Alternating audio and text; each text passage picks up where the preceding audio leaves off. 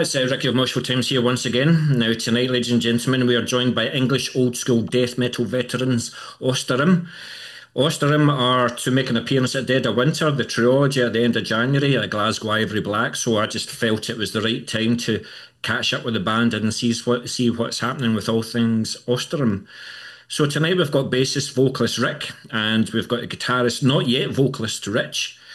We've unfortunately drummer Robert and guitarist Richard couldn't be with us tonight, so it just means that we've got free reign to take the mickey out of them, doesn't it? So, just a general question first: how the devil are you guys? Yeah, really good. Really good. Very excited. Looking forward to getting the show back on the road again with Austerym as well. So yeah, good. I'm not used to seeing like a death metal veteran smiling so much, so This is that's it. so things must be good. Things must be good. All good.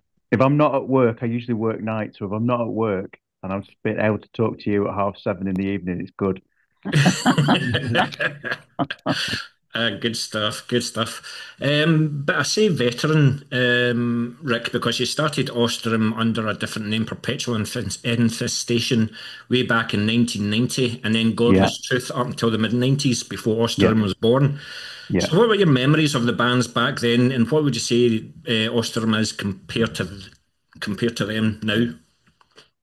Um, I mean, Perpetual Infestation, which was essentially was Austerym. But it was very raw. I mean, I was 15. We started it on my 15th birthday. 20th of July, 1990. I was 15 years old. I was getting really heavily into, the death metal scene, grindcore scene, and all the rest of it. Yeah, Getting involved in tape trading and all this kind of stuff, and going to go and watch all these bands and stuff. And yeah, so it was just my fledgling attempt, to start trying to form my own death metal band. yeah. Um, I've been in like Iron Maiden cover bands and stuff like Are that you up going to say you until were this an sort of Iron point. Maiden there? Yeah, yeah. So this was my first attempt to sort of do it, and it was very raw. It was very raucous. We couldn't get a drummer, Yeah, so those early demos were done with a Casio keyboard, drum machine, and all that kind of stuff on a cheesy little 4 track and everything. But interestingly enough, the two of the songs that we first ever put out as Perpetual Infestation ended up on the Austerym album, absolutely. which was quite cool. So they were slightly reimagined, they were Yeah. slightly beefed up, but nevertheless, yeah, those two songs made it on there, so that's pretty cool as well. So yeah. But yeah, so that was quite a straightforward death metal band, which I like to sort of think that Austerym is again. But we got really heavily influenced by the Paradise Lost and Yeah. My Dying Bride, Anathema, and all that kind of stuff that was happening. And so when we flipped to sort of being Godless Truth, it was more in that vein. It was more in the Death Doom sort of vein and everything. And we had quite a bit of success with that. The demos and things like that under that title, Godless Truth, Yeah. really started to sort of like take off and get a lot of interest worldwide, etc. But when it came to, you know, I suppose this is typical of me, really. I can't sort of like focus on one thing, and so I just sort of ended up like I got bored, and I think partly as I developed as a player, as a musician, I just thought, I want to go back to actually playing faster and more Yeah. complex music and everything. So I had a meeting with my co-founder at the time, Critch, Steve, and just sort of said, you know what, I want to play death metal, and he was like, yeah, let's go for it. And so we changed the name to Austerym, and yeah, the rest is history. So yeah. So there you go. There you go. But Rich, were you as young as 15 when you started Malediction? No, I was 19. 19? Mm. Well. He's 29 when he started Malediction. But also when was the last time you actually listened to the first band? When was the last time you actually listened to that demo? Do you know what? It's interesting you should say that. We were doing a gig with Malediction. Do you know what? I think it was Glasgow. I think it was. I think it was Dead of Winter, the first one where Malediction headlined, Yeah, and we all ended up crashing at Mark McGowan's place, yeah, and we put a bit of YouTube on, and I knew that I can't remember which. I think it was Dead, which eventually Austerymn ended up doing properly. But the actual original version of it is up there on YouTube, and so I I sort of sat there embarrassed, kind of thing, and all the rest of it. And but also at the same token, thought, you know what?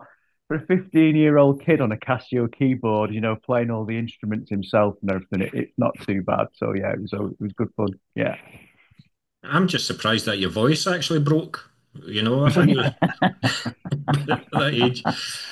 Well, it's interesting actually because I on that demo, I actually did the vocals, and Yep, usually like later on, Steve, who I was talking about earlier, ended up being the singer. But I actually did the vocals on that demo, and they were dreadful. I've never ever done that kind of vocal approach before. I always sort of like class myself as a singer, if you know what I mean. yep. I genuinely have been in bands where, I actually sing, and so it was completely new to me, and I was doing it so wrong. I was, it just sounded like a pile of crap. But I tried my best and got away with it, and yeah, managed to sort of do that. And then later on in life, when I accidentally ended up becoming the vocalist in Austerym, people said to me, "How do you do that?" I had this epiphany. I said, "Well, when I'm shouting at my kids."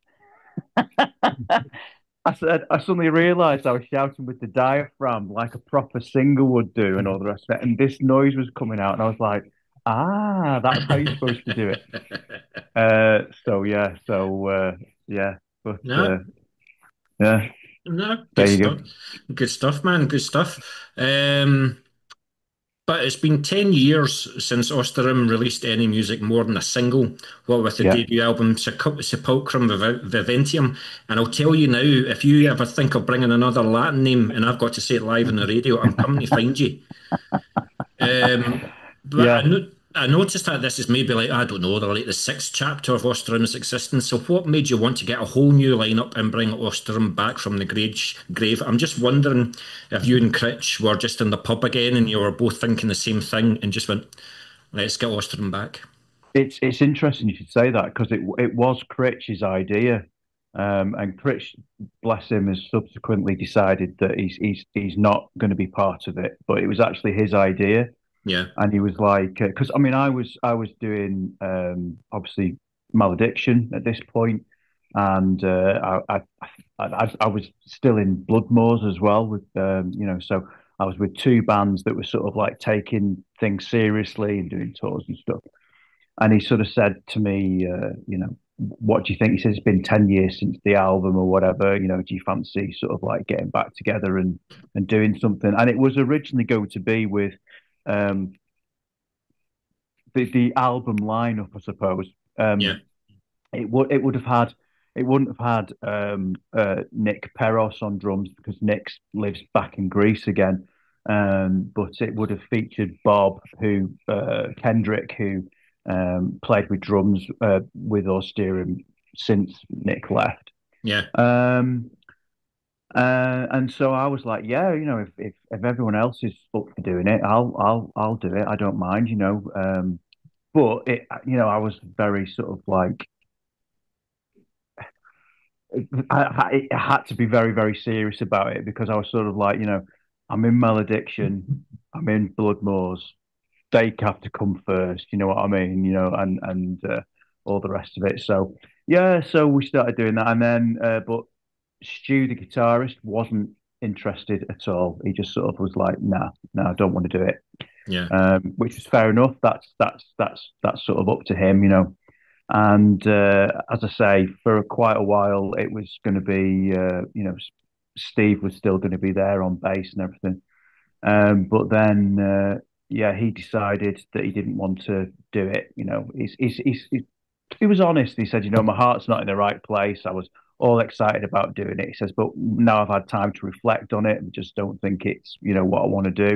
And I was like, no, that's fine. Yeah, And so I was like, right, okay. Because by this point as well, Dead of Winter had also been mentioned. Um, so I was sort of like, right, okay, well, I'll play bass because I feel comfortable playing bass because that's what I do anyway.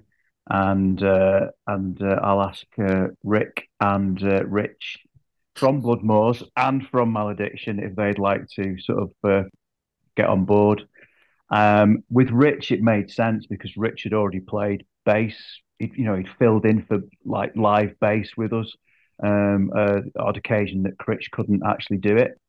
yeah. So that was really, really cool. So yeah, they were on board straight away, which was great. And Bob, good old Bob, he was straight in there as well. So yeah, no problem at all. So yeah, so Good. there we go. Yeah. So how easy or difficult was it for you, Rich, to say to Rik in Malediction, this is how things are going to be, but now in Austerym, Rik's now saying to you, no, this is how things are going to be. Well, it's his baby, isn't it? So, I'm good at not taking ownership of things that aren't mine, if you know what I mean. Yeah, yeah. So, So when you were asked, were you just asked to like fill in for a couple of gigs or something like that? what Uh, originally you mean? yes. Yeah, yeah. Yeah, I think when was it? Was that 20? It was after I got kicked out of Godthrim, I think, wasn't it? So Yeah. 2017. 2017 around then. Yeah. So Well, we did one. In fact, the first gig we did was my worst ever live gigging experience because I learned the set in like 10 days. It was at the Star and Garter in Manchester. Yeah. And so I knew the song. It was okay. I knew, oh, this is fine. Okay, we had a rehearsal. Oh, this is fine. Went to the gig, set up, got on stage. And I had not factored in how dark it was on stage. And I was playing my Ibanez bass, and I was playing, and I cannot see the markers on the fretboard because they were those sort of dark pearl ones. right. And I just had a complete, and I just started like panicking and like, oh, God, so it wasn't great. It wasn't great that. So I take We it all thought, I take it your bass has now got like a luminous I lights put on it like, now. well, that one I actually put luminous tape on the net. It's still got it on it. So yeah, once bitten, that's not going to happen again. But yeah, it's always a learning experience, and it's always like that's how you learn stuff, isn't it? the rest of us thought it sounded great. It was Yeah. just Rick beating himself up. But the Listen, rest of us thought it was great. I've interviewed this guy a good 3 or 4 times in the last couple of years, and I've watched him live in the last couple of years, and he's his own worst critic. He's Yeah. never happy with his performance, No. you know. So, but yeah, so And if that works, then long may it continue, if you know what I mean. At the end of the day, I've got a. It was quite interesting actually. One of my really really good friends and a guy from been part of the scene for years and years. In fact, I'm pretty certain he's going to be there as well at Dead of Winter this year. Big Mark turned round, and when I said, oh, I've got Rich from Malediction, and I've got Rik from Bloodmoors doing Austerym. I said, and we've had a rehearsal. I said, and it sounded absolutely killer. I said, I was so surprised at how good it was. And Big Mark, he turns around to me and he goes, well, of course it does. He says, you've got two virtuosos on guitar. He said, and you. I was like, yeah, thanks for that, mate. Yeah, that's true, though. that's all the reassurance you needed. All the reassurance you needed. Yeah, yeah, yeah. But I noticed that, like you just talked about there, that you brought Robert back, but you've now hired twin guitarist Rich from Malediction and Deathcollector, as well as Richard from Bloodmoors. Yeah. How easy or difficult was it to find out the members that you wanted for the band? Um, It, straightforward. it yeah, it was really straightforward because I obviously played in both bands. I played with Malediction. I used to be in Bloodmoors as their bass player. Yeah, I'm quite hopefully I'm not trying to blow my own trumpet here, but I think I'm quite an easygoing guy, and so from that point of view, even though I'd left Bloodmoors, there wasn't any bad blood, at all. They understood the reasons why I needed to go. Yeah. Um, and so when I turned around and asked Rich and Rik, who I knew were great musicians, it was just, you know, the difficulty would have been if they said no. If they said no, then that would have been a trauma. You know what I mean? Yeah. And I couldn't. I don't know who I'd have gone to. There are a few people who said they might have been quite interested, but they're also very busy people. So we'll. But luckily for me, the two guys that I wanted straight away said yes. So that's cool.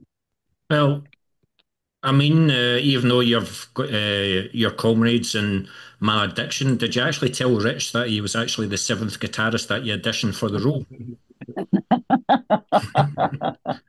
No. Yeah. Uh, well, Rich is considerably, he's an easygoing guy. He wasn't bothered about that at all. He was all right about it. I did say to him that, if he didn't make it on guitars, there might have been a spot for him on maracas, So Absolutely. Well, funnily enough, talking about different instruments, you're a bit of a multi-instrumentalist when it comes to Austerym. yeah. Was it easier to get another guitarist in the band than the bassist?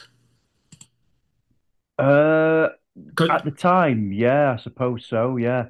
Um, the thing is, as well, once Stu had decided that he didn't want to be part of it, Stu was the lead guitar player. yeah, Then I needed a lead player. And I don't rate myself at all as a lead player. I'm a rhythm guitar player. I always have been. I do the chug chugs and not the twiddly bits.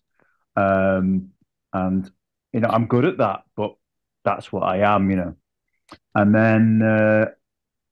And then I was a little bit like, well, okay, I want Rik, I want Rich, so, but obviously Critch also at the time was involved, because he wanted to play bass and everything. So I was like, okay.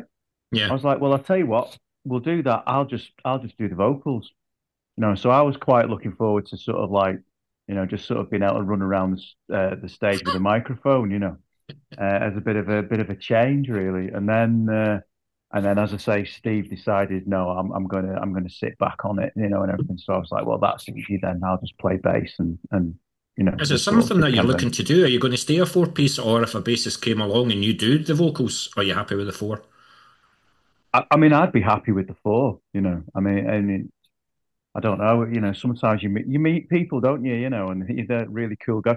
In fact, I'd probably prefer it the other way to sort of like, if I'm honest with you, is to probably stay on bass and get another vocalist in. If I'm honest with you, it makes it because I can't remember lyrics.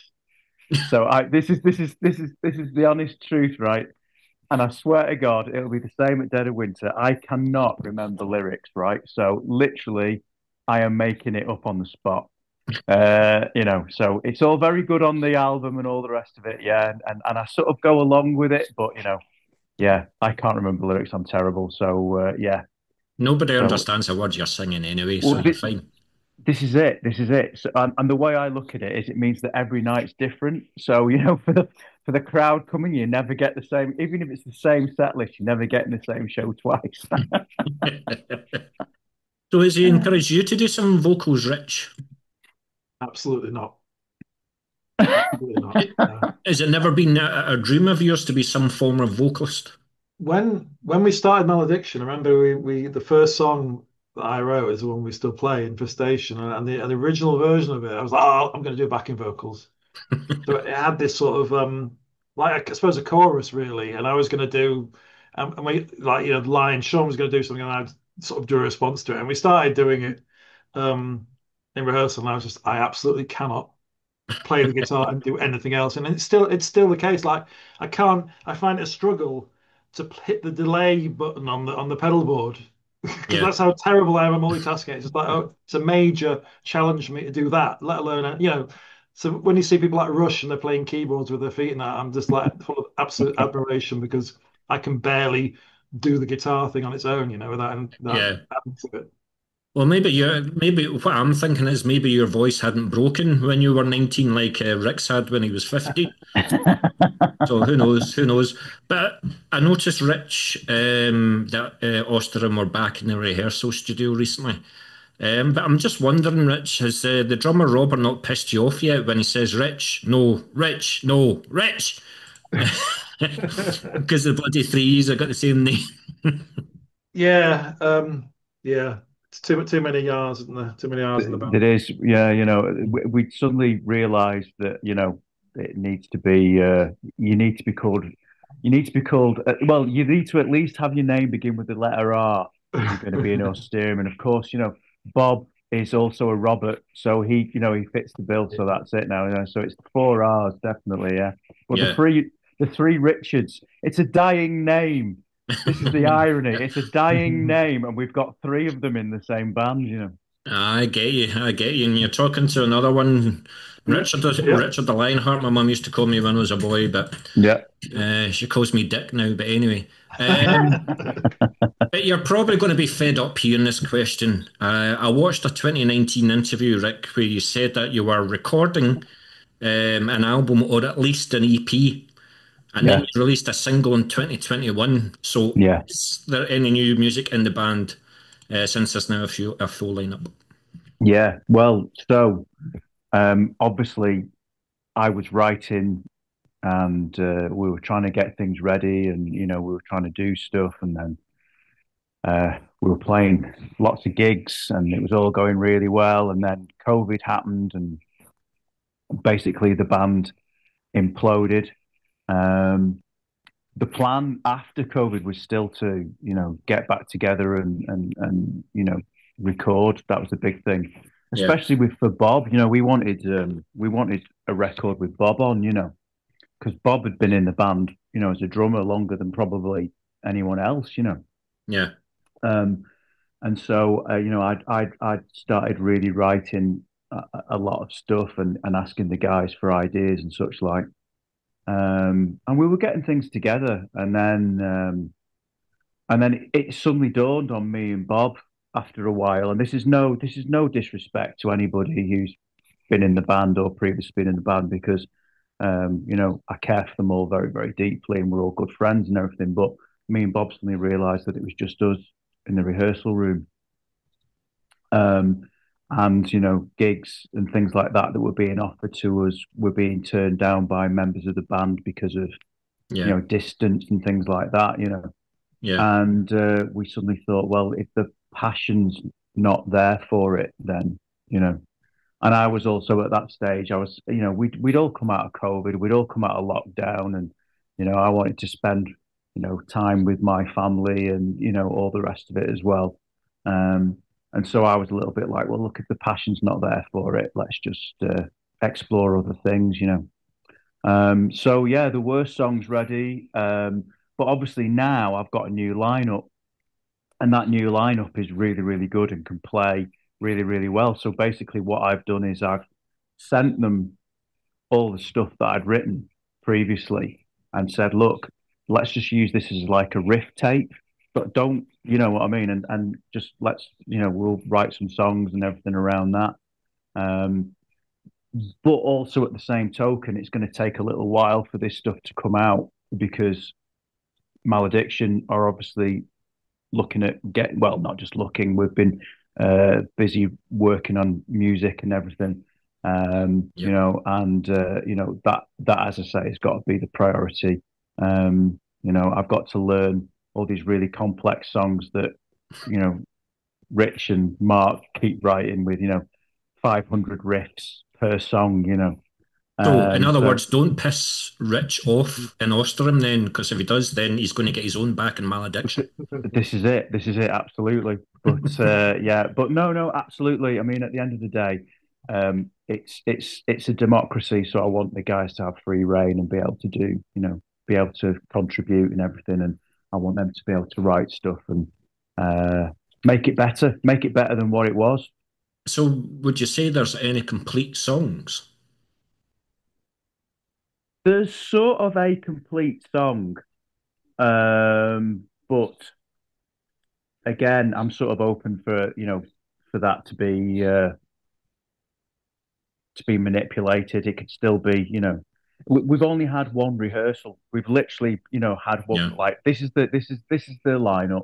Let's have a rehearsal. So obviously, because we're rehearsing for Dead of Winter, it's the old stuff, And so it's like, right, let's just like get that out of the way, and then as and when Yeah. we've got time with all the other stuff, because Bloodmoors have just brought out a new single and have been working on an album as well. So and RGS, who Bob also plays drums in, have just really dropped an album as well. And so it's a little bit like, well, look, we'll get there, but it's got to be down the line kind of thing. But yeah. Oh, cool, cool, cool. So Rich, how was the rehearsal for you? Did you find it constructive? Did you yourself listen to the material that Rik had sent you and maybe concentrated on two of those that you think can go somewhere? I think I've listened to those once. I mean, the trouble is, I was deeply into writing new Malediction material, so didn't really want to be distracted from that at the time. So yeah, I just concentrated on learning the album really. Yeah. No, fair, absolutely fair.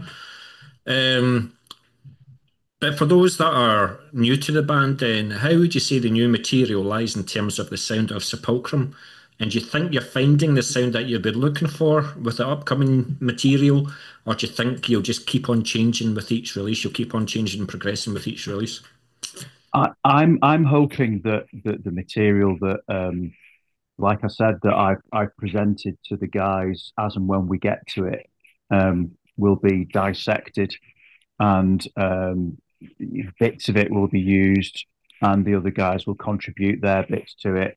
I think with the guys that we've got in the band, I think it could be a lot more. When I say technical, I don't want to sort of sound, pompous or anything like that, but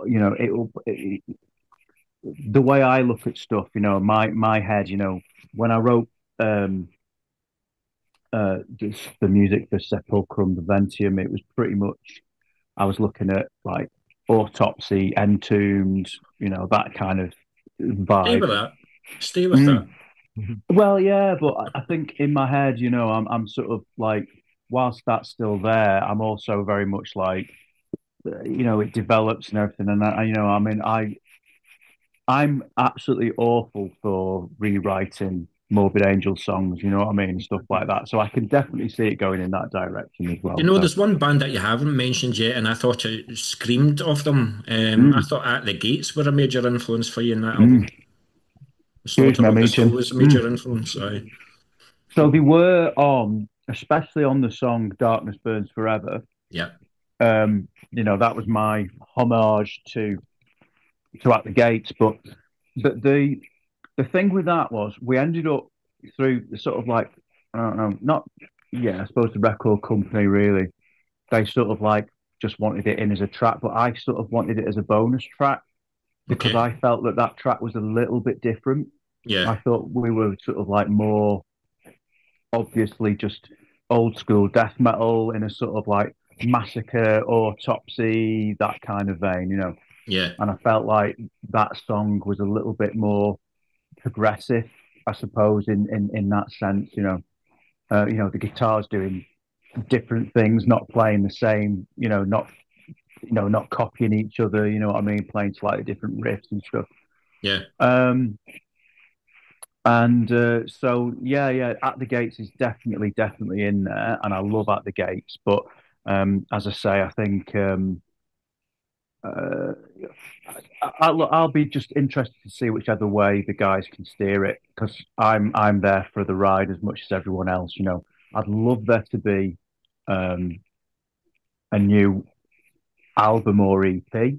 Yeah. Um, and I would love it to be equal billing. You know what I mean? I don't like want it just to be the Rik Simpson show. I appreciate that Austerym is sort of like my baby, so I appreciate the fact that I might be sort of like the final say or whatever kind of thing, which usually happens in a democracy, I suppose. But um, I want those guys to, contribute. And if those guys are contributing, I can just see more, you know, blisteringly technical guitar leads, some, fantastic riffs and all the rest of it. And yeah, Yeah.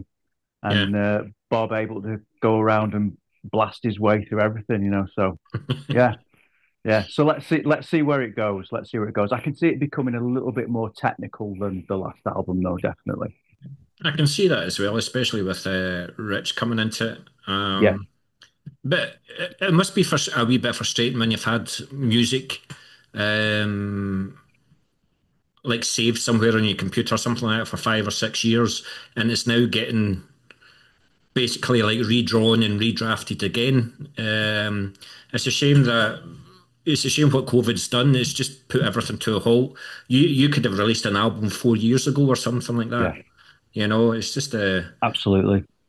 it's a shame as how it's turned out. But with yourself, Rich, I know that you're deep in riffs with Malediction, but with Deathcollector, is that more Mick that writes the material It's for that? it's Mick and Lee. The Okay. last song that they did, the new one, the one that I did the mix on, that was a Lee song.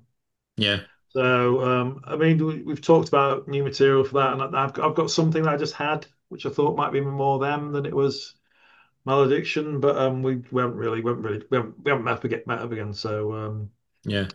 I'm just I'm not wondering how sure. you balance out with like Malediction, Austerym, Deathcollector. Are you not all riffed out? It's To be honest with you, my writing is concentrated in Malediction, Mm, and because I think because I've got a very particular way of writing and a very Yeah. particular way of putting songs together. And I don't. I think if I did it in another band, it would just sound like a Malediction song. It wouldn't mm. sound like them. So I'm quite happy, very happy, in fact, to take a back seat Yeah. in Yeah. other bands and obviously make suggestions and collaborate. But yeah, it's different. It's a different setup. I know this Yeah. is an interview for Austerym, but I'm letting Rick eat his pizza, so take another chunk. Um, if you want to tell us, like, if you want to give us a wee update on Malediction, are you looking like an EP? Are you looking like an album? Are you looking at something in spring? What's happening with Malediction at the moment? Well, the current plan. Well, we've got 7 new songs, and we're gonna. The plan is to redo one song from the '96 album that never came out. Was an Okay. instrumental. Um, and Rick's got a song. I think Mark might have some stuff. So I mean, the 7 we've got are ones that I've written, and hopefully, like Rick and Mark will pony up some stuff, throw it in the mix, and we'll make a decision about the final lineup. We're going to do a single soon of one of the songs, one you've heard, in fact. Hmm. But we've just got to go and record Dan, our new drummer. We've got to go and record him to stick him on the recording. And Mm. the plan is to do the drums for the album probably March, April next year. Do you know, it seems so bloody. I'm like, that's 6 months, but it's I just the know it way it is. I rolls, isn't mean, it? some of the songs, the 2 you've heard, were written in 2023. They were written before we played Dead of Winter. It's just taking so long. I don't know. Mm.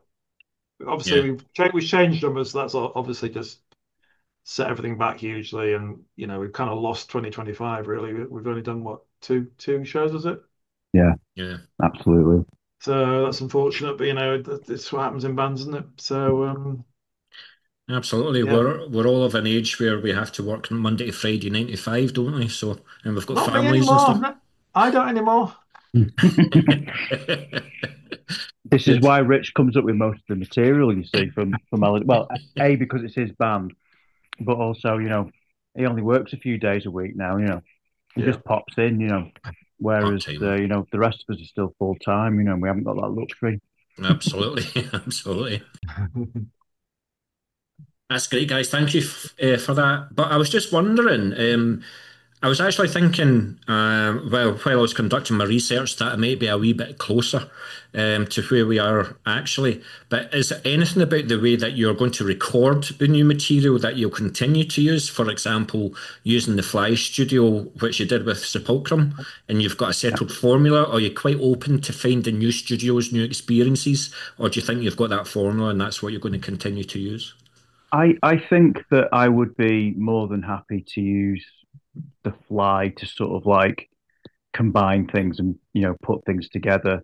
The great thing nowadays is that we've all got our own ability to record, so it Yeah, doesn't necessarily mean that we've all got to be sitting in the same room anymore. Um, but yeah, certainly, with regards to Austerym, I'd like to be involved in the production and the mixing and all the rest of it, definitely. Um, with regards to drums, I could possibly see drums being recorded at another studio or whatever. But at the same token, my studio is because I the Fly is my studio essentially. So, right, um, okay. I have got it set up so that we can record live drums and such like there now and everything. So, Yeah. um, so yeah, How, so how, yeah, how are things at the Fly? Or are you getting quite a lot of bands using the studio? Using the studio, is it quite good at the time? No, but back in the day, it was doing all right. It was doing okay. We were so. Funnily enough, it was sort of how me and Rich first met. Because we were uh, both doing Monstrance with Carlo Regardas, who used to be in Carcass and Devoid, That's right, etc. yeah. And so we were recording a lot of that stuff. Well, that never ended up coming out, unfortunately. We started doing that at my studio, and obviously Rich came down and was playing bass, and so that's where we first actually met. Was at the Fly. Um, but yeah, so back in the day, it was doing all right, and I did the first Arjesk album, which was quite funny because they asked, we want to record a demo, so I was like, yeah, yeah, yeah, no problem. And then they had a few more songs, so they were like, "Oh, we want to do an EP." So I was like, "Yeah, okay, we'll just carry on, and everything." And they were like, "You know what? We've got enough songs to do an album." I was like, "Come on, then, let's just finish it off." What was the deal? I think it was a 24 pack of Stella I got for that one. So, but it was good experience. It was good experience. But no, the Fly is my home studio. I've got it set up in a little outbuilding and everything, so that Got you. you know. But yeah, it's more my home studio than everything. So But I don't you're do so that you're much. quite cheap then, just a few cans of Stella and you're okay, and you can use it. Well, that's it. Yeah, that's it. It depends on how successful the albums get that we record there and everything. But at the minute, yeah, yeah. Birra Moretti is my current tickle at the moment, actually. So yeah, 24 cans of Birra Moretti and you're in for a month. Good stuff, man. Mm. But obviously, one of the main reasons for contacting you and doing this interview is that you're climbing over a certain wall and you're coming to play Glasgow. So is this obviously you've been there with Malediction, but is this the first time that Austerym have been up? Yeah, yeah. First time we've ever played in Scotland, which is crazy because Austerym was lucky enough to. We've toured in the States, we've toured in Europe, so we've done lots of sort of, you know, we've been quite successful. After Sepulcrum came out, we got a lot of backing at the time from Terrorizer magazine as well, Yeah. because they dug the stuff, you know what I mean? And so, very, very grateful to them, Is this not obviously. equally as frustrating for you then, what could have been? Mm, Yeah. absolutely, absolutely. It was taking off. It was a good band. I liked all the members. We were all getting on.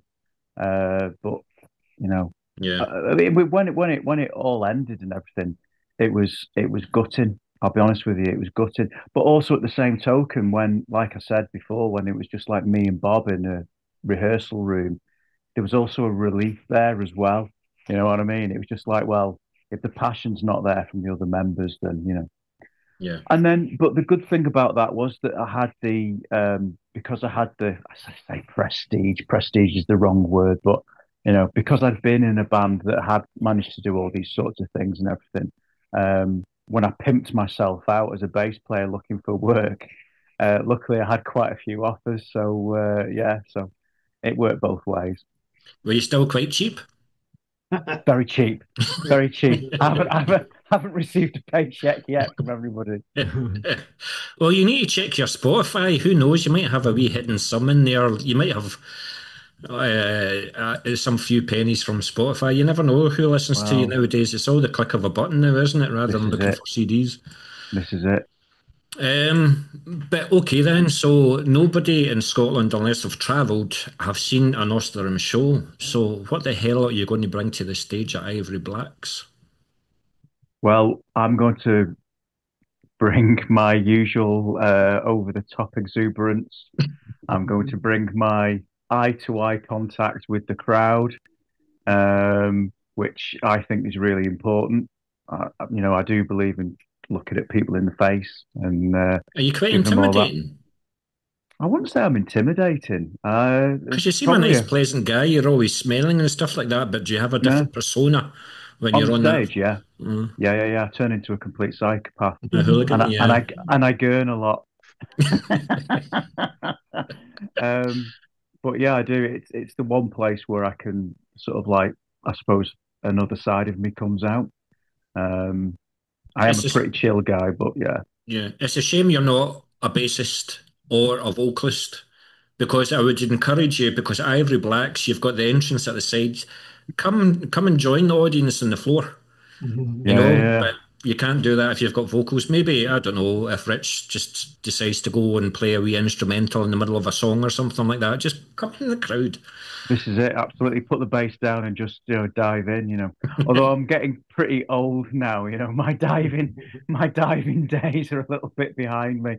I went. I can't remember. I went into a pit. I'm sure Rich was there. I went into a pit, or yeah, I can't remember. We've been to a lot of gigs together, but within the last 12 months, I went into a pit somewhere, and I only Yeah. was there for one song, and I came out of that pit, and I was just like, oh my God. Your glasses are like that. Yeah. I was just like, no, I know, no. I know. But at the same token, the great thing with playing there with Malediction is that, I know that the crowd in Scotland are absolutely mental. And so I just hope that it's more of the same. We're going to go there with the intention of playing some really, really good, catchy, old school death metal in your face. And I just hope that the guys are all there, guys and girls are all there, Yeah. moshing, starting pits, getting up on stage and diving. You're more than welcome. And we shouldn't forget as well, not just the Friday and the Saturday, we've also got mutagenic host who have got the unfortunate timing of coming up on the Thursday night as well. So at least it's not dead on the festival as well. But Yeah, if people can manage to come up the night before, then a mutagenic host. Wow. yeah, Yeah. Great band. Great band. absolutely, Saw them in absolutely. saw them in Bristol earlier in the year, and they were at the Griffin, and it was packed. I mean, if you know the Griffin, Yeah. there's not many people to be packed, but it was really good. It was really good. He's a good guy, Ashmore. Interviewed Yeah, him as well. So, yeah. no, good guys, good guys. But as you know, with being in Malediction, the tip of the day is make sure that you come with merch. Are you going to be coming with any form of merch? What are you bringing? Yes, I have still got merch left over from back in the day. So I will be coming with original Austerym shirts. There will be a handful of CDs and things like that as well that will be there. But yeah, I have sourced a box full of t-shirts and such like. So yes, there will be some merch to sell. Was that So you raiding the attic in your house? the other side of the studio, actually, the other side of the fly, yeah. So I'll make sure that they're all clean and ironed and pressed. You know, they've not got slugs going through them or anything. Ugh. Um, But as the other spiders thing and I would everything. say, but you guys are well aware of it, is like the ULIZ zone. So just watching the method of transport that you come up. Don't want to be caught out with the government and their wise moves. Mm, But yeah, so obviously Dead of Winter is going to be your comeback gig. Is it too yeah. early to say if there's any gigs in 2026? Are you allowed to say anything, or are you just concentrating in the songs first before? Yeah, concentrating on Dead of Winter. That's the main priority. Yeah. So far we've got nothing else booked gig wise, and so more than happy to providing timetable wise, we can all do it. We're open to obviously doing more gigs. Um, I'm not sure that there are that many people who know we've actually sort of reformed. So, it's getting that word out again that we're sort of back in action, I suppose. But Well, it's yeah, going to then start this Thursday when you come on my radio show, by the way. this is it. This is Yeah. it. And Come. then yeah, after that, I suppose, like I said, Malediction is the priority, and then after that, yeah, definitely need to get um, some new material recorded, be it an album, be it an EP, and then yeah, who knows? But so far, the intention with Austerym is that it will be taking a back seat to the other things that Yeah. people have got going. Yeah. Um, I didn't join um, Malediction to be, a stepping board or just to get new members for Austerym. I joined Malediction because they were a band that back in the day, 100%. they started in '89, we started in 1990. We were sort of, all part of a very, very small scene back then, and they were a band that I admired. And so, therefore, I'm very, very proud and privileged to be part of that. So, yeah. Absolutely. Absolutely. But what about doing something that you did? I've even forgotten the date now. Was it 2019? Was it 2021? You released a single. What about releasing a single? And that lets Yeah, people know that you're back and then absolutely. concentrate and writing another 4 songs for an EP or something like that. Yeah, yeah, yeah. And I think that could very well end up being the plan. The single was it was quite funny. It was a bit like being back in Perpetual Infestation because the single was recorded at the Fly during lockdown. It was me. It was literally, the bass, the guitars, the drums, the vocals. So it was a demo essentially. You know what I mean? That was of a potential song, but it was sort of finished for want of a better word. I Yeah. mean, it could have done with a better guitar solo on it, but it ended up with me doing the lead guitar solo on it. Yeah. Um, but yeah, so and again, that was just to sort of say, like I suppose every band at the time, I thought, look, let's just get this out and just sort of say, we're still, we're still active, guys, and I hope everyone's doing okay, and this, that, and the other, Rich wrote the lyrics for it, so so obviously he got the co-write because Rich wrote most of the lyrics for Austeryn. Um, Yeah. and so yeah, so it was a proper Austerym track, but yeah, I literally played all the instruments on it. So yeah, and it would have appeared on the next album or the demo, but recorded by all of us, I suppose. Yeah. So Yeah. I know that you released the album through the brilliant Spanish label Memento Mori. Um, has there been any like labels sniffing about since then, saying like what he's up to, or are you going to release the next material independently and just see what happens? I'd like to have a label behind us. I think a label does give you that little bit more credibility. Mm, I've been in bands that have just released independently, and it's fine. It's great. It's the way forward. A lot of people are doing it and everything, but for me, I just like that prestige of having a label. yeah, At the same token, I'm not adverse to becoming a label and maybe doing it that way. Um, so, Critch and I both toyed with the idea of starting Godless Truth Records. like it. Um, yeah, so that might still be something that Steve's interested in. We'll see.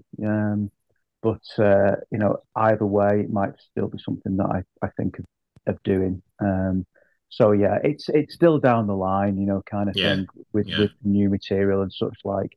But in some respects, I would like to have a label, and this time as well, I would like to have a vinyl release as well.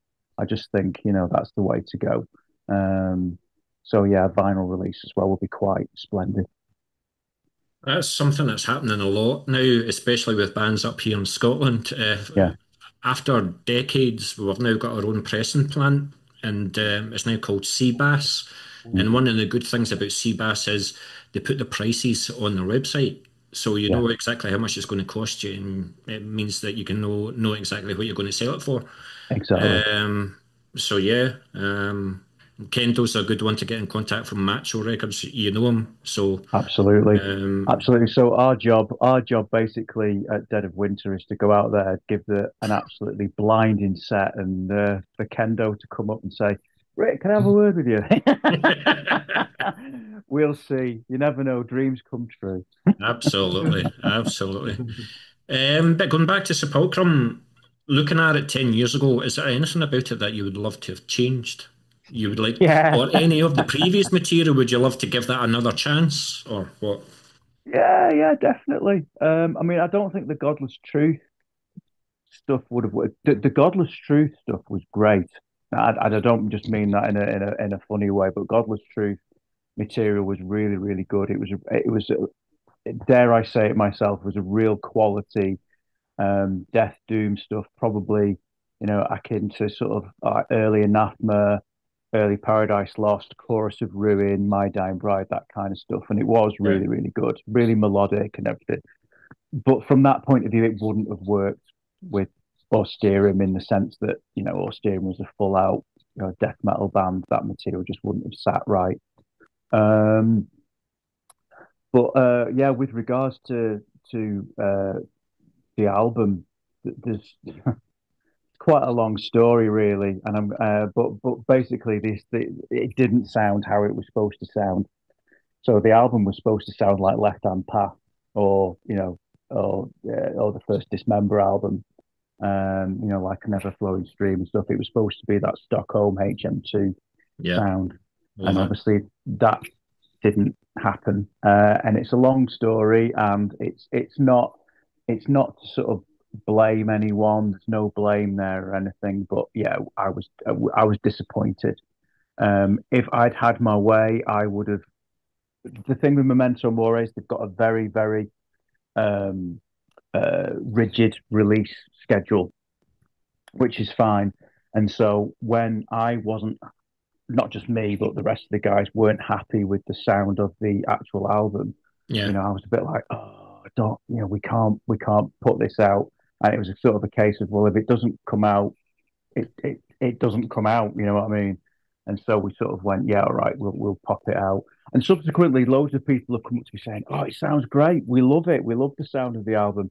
Um, but that album it was written. The riffs were written with the intention that it was going to be, Left Hand Path 2, and yeah, that didn't quite happen.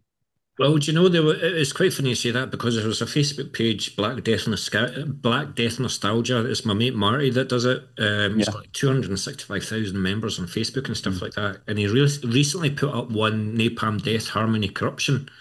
People hate that for the sound. It's actually my favourite Napalm album. Yeah. I know a lot of it was like Scott Burns, so maybe yes, it is. Don't you start. Um, what's yours?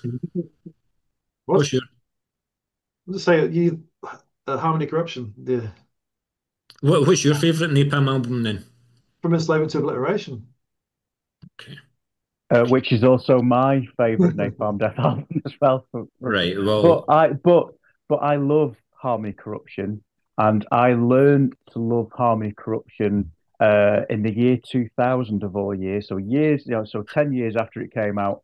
But I learned to love it on honeymoon, and I sat there with my portable, disc Walkman thing, reading a book on a beautiful beach, wait a minute. listening to Harmony Corruption, and I thought No, this is no, a no, no, great no, album. no, no, no, no, no.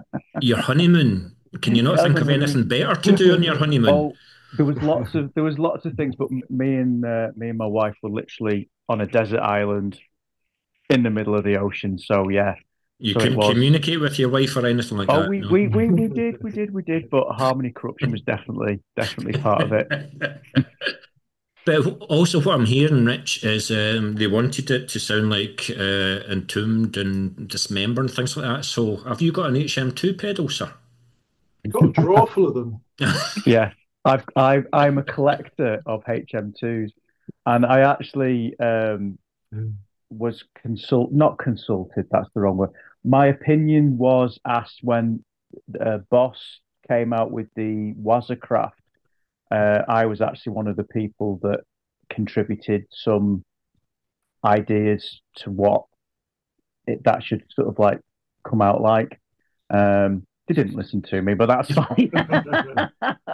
It's But good to I give was your very glad opinion, to though, be isn't it? asked. Yeah. So I'm a HM2 connoisseur. Yeah, definitely. Mhm. But interestingly enough, I probably wouldn't use the HM2 pedal on the next on the next record now. I think it's End of sort of been interview. over. Yeah, I think it's been overdone. I think it's been overdone. I love No, it, but I think it's been Yeah. overdone. And I no, it's think not. No, I've no, no, no, no, no. It's a bit of a cliche, isn't it, now, I think? yeah, yeah, A little yeah. bit. How are Which you And going sounds to I, bring great, it? but No, no, no, no, no. There's so many bands out there that are still playing HM2. HM2 is the future. That's what I'll say about that. I'm the one conducting the interview, so you know that it's what goes, right? Um, but yes, with you doing now the vocals, Rick, and you're going to be on stage and things like that. So, say you've got a 30-minute set. What do Mhm, you do? And you're going to be in the studio at some point, and you're going to be recording the same lines over and over again. mhm. How do you keep your throat in check? How do you keep your vocals like sorted for them? Well, there's two ways to do it. I mean, and I employ both of them really. One of them is vocal zone toffees, which we all use and really help. But the main thing is actually, like I said before, I am actually proper singer, and actually it's the same technique. So it's actually using the diaphragm rather than just using the vocal cords. In many ways, the vocal cords are open. So other Yeah. than getting a dry throat because your mouth's open and articulate or not, it's a very similar sort of thing. So long as you're doing it right, um, then actually you are protecting your voice. Um, but yeah, Sounds as the if he problem knows what is he's doing. yeah, but the problem is when the adrenaline kicks in and you just Yeah. start going for those notes a little bit more than maybe you should. Do you think, I shouldn't have done that. I've ripped it there. But yeah, fingers crossed, will be all right. It's quite funny. I interviewed Jason, formerly of Ingested, like backstage up here in Glasgow. And after the interview, he showed me his suitcase, and all it was Vocal Zone, but Vocal Zone Mm. tea. And it was like jojoba and passion fruit tea. I was like, what the But then I've interviewed Carl Willits, and he's like, give me 10 fags and six Yeah, cans, yeah, and I'll yeah. go on stage. So you just have to find what's good for you guys. That's it. That's it. Different things work for different people. Different people, absolutely. And I'm not a protect. I mean, back in the day, I used to smoke and all the rest of it as well. Even though I was, I don't smoke now, but even though I was, a singer and all the rest of it. But no, the technique is the same. You Yeah. sing from your gut rather than singing from your throat and just let it sort of all come out. And usually you're okay. Usually you're all right. Sounds as if he knows what he's doing. Well, we'll see if he knows what he's doing in January. You're playing a Saturday, aren't you? Yeah. I won't Yeah. know any of the lyrics, but that doesn't matter. I'll know the screams. Well, funnily enough, I've only got a couple of questions left for you guys. I appreciate the time that you've spent with me and things like that. But on the subject of the lyrics, then, and since you're going to be coming up with new material, where do you get your lyrical inspiration from? Do you watch a lot of documentaries? Do you watch a lot of films? Do you read a lot of books? Or you've always got a piece of paper and a pen on you, you open the door and you see something in the street and you write it down, you come back to later. Where do you get your lyrics from? Yeah, so I think lyric wise, I mean, I was always quite lucky in the fact that I used to offload a lot of that to Critch. And who knows, he's probably still got a book full and maybe still willing to sort of send me some. But I think nowadays, back in the early days, it was zombies. It was zombies and eating flesh, and that's what it was about. The song "Dead." If you actually listen to the lyrics, it's just like, oh my God. Um, but nowadays, it's more to do with, I think, what's going on in the world around us and stuff like that, really. And I think, that and documentaries and such like that. Yeah, Um, and I think there's enough horror that's going on at the moment that, you can sort of interpret that and put that into a death metal song rather than have to maybe so obvious and everything. But yeah, but the song Riven, for example, that was definitely based on Hellraiser. Riven, it's about being torn apart. So that's definitely about that. But the single that came out during lockdown, um, Savagery Unconfined, was actually about domestic violence. So Yeah, that was just an idea that Critch came up because of the increase of domestic violence that was going on, unfortunately, during lockdown because of yeah, people being in, obviously in enclosed spaces and such like. yeah. And so, yeah, that was actually about that. Um, yeah, so I think the lyrics will definitely evolve. I'm 50 now. I'm not 15, and so it does make a big difference. Because I also look at Quando from Brainbath, for example. He's already got they've just basically recorded an album at the moment, but Mm, he's already got lyrics for the next album because he's yeah, constantly writing. Do you wait until the music's written before you write? yeah. Yeah, I've never written a lyric until that. When I'm writing the music for a song, um, I'll start to even come up with vocal patterns before I come up with lyrics, and yeah, then try and think, right, what's this song going to be about? And then write the lyrics there to sort of like fit in those patterns and such like. Because I think otherwise I'd write an absolute load of stuff and just end up crossing half of it out. You know what I mean? yeah. Because it wouldn't fit. So I always I'm a musician first. In terms of that, and so I always write the music first. It's very, very rare that I've come up with lyrics first. I have, but it's Yeah, it's rare. You know what I mean? yeah, fair. As I said earlier, guys, thanks very much for staying with me. I've only got two questions left, and hopefully it's a wee bit of fun as well. And maybe put you on the spot a wee bit, Rich, because I'm going to go with Rik first. You've got your set list for Dead of Winter. You're going to play a 30-minute set. What's the one song off the set list that you're looking forward to playing the most and why? It might be fifth on the set list, but what is it? What's the song that you cannot wait to play? I have two that I can't sort Now, of the like question was distinguish about. one. Oh, do I have to go for one? If No, I'm gonna you can go, go two. You can see gonna them go for both. two.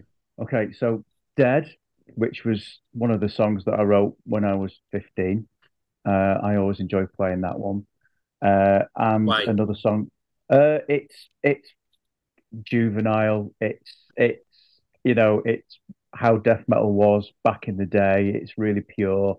It's about zombies. It's just literally nothing pretentious or anything like that at all. It's just straightforward, and it's great.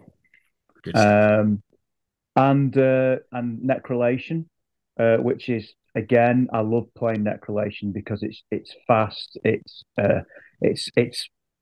2 minutes long. It's literally in, bang, done, and it's a real punch to the gut, and it's just one of those real fun songs to play. It's a real sort of you know rain in blood type Slayer fest, with death metal vocals. It's great. So yeah, I love playing those two songs. Excellent, excellent. I know I might be putting you on the spot, Rich. Is it too early to say what song that you would like to play on the set list? Yeah, I'm terrible with titles of other people's stuff. I really like the opener, "Feeding the Grotesque," because it's Mm. got a really cool Yes. harmony thing, later in the song. Which is the one with the sort of bluesy doom. Yeah. Is that the same one? Is that that one? There's Sort of that. trouble doom riff. That's In Death We Speak. Right. Yeah. Yeah. Yeah. There Because you go. There I'm you a go. big doom head, so anything like Yeah. that, I'm into. Absolutely. Death Doom's my thing at the moment. So if you play those songs, I'll be a very, very happy man. But my last question for you, and I'll start with you, Rich. When it's coming to the point where you are going to record, or when you're going to be playing actually in Dead of Winter, Mm. What's your guitar setup? What amps are you using? What pedals are you using? So, Rich, you can start, mate. I'm still using the same rig that I use with Malediction, which is HX Stomp. So there's a power amp. So it's like a pedal board rig, but I'm going to play a six string because I'm not playing any lead in Austerym because Rich is an absolute monster. So I was like, oh, if Rich is in the band, that's good because I don't have to worry about all that shit. I can just, play rhythm and not worry about it. So I'm playing six string. He's playing the seven string in Austerym. He's got to worry about all As that. long But as you don't start singing about dragons and castles and knights and no, swords and stuff like that with seven no, fucking strings, purely zombies with big tits, I'd imagine. Yeah, couldn't yeah, have put and it better domestic abuse. myself. But so does that mean like with Austerym when you're performing live, your pedals like that, but when you're playing with Malediction, your pedal No, boards it's like that? same. It's because it's like the HX Stomp's got everything on it. It's got all multi effects and not that I really use. And like I say, it's challenging enough for me to press the delay pedal on and off. Yeah. So what But about the yeah, tuning? Are you playing in a different tune? it's same. It's B standard. B, yeah, Yeah, yeah, yeah. All those early bands, we all tuned to B. That was just the law, yeah, had to be. So yeah, we've stuck with it, haven't we, mate? You're going to have to yeah. make him a wee bit more challenging for him. This is far too easy for him, Rick.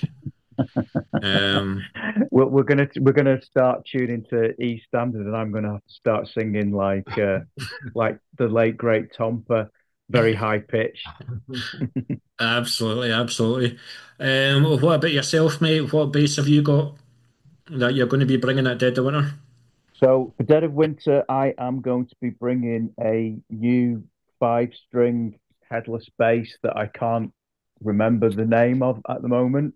I thought I've you were going to obviously, say you can't remember the price of because your wife is yeah, I probably know. listening. Kath is sat right next to me actually. Yeah. Um, so no, I'm going to be using that traveling light. So yeah, it's a headless bass, so it's lighter.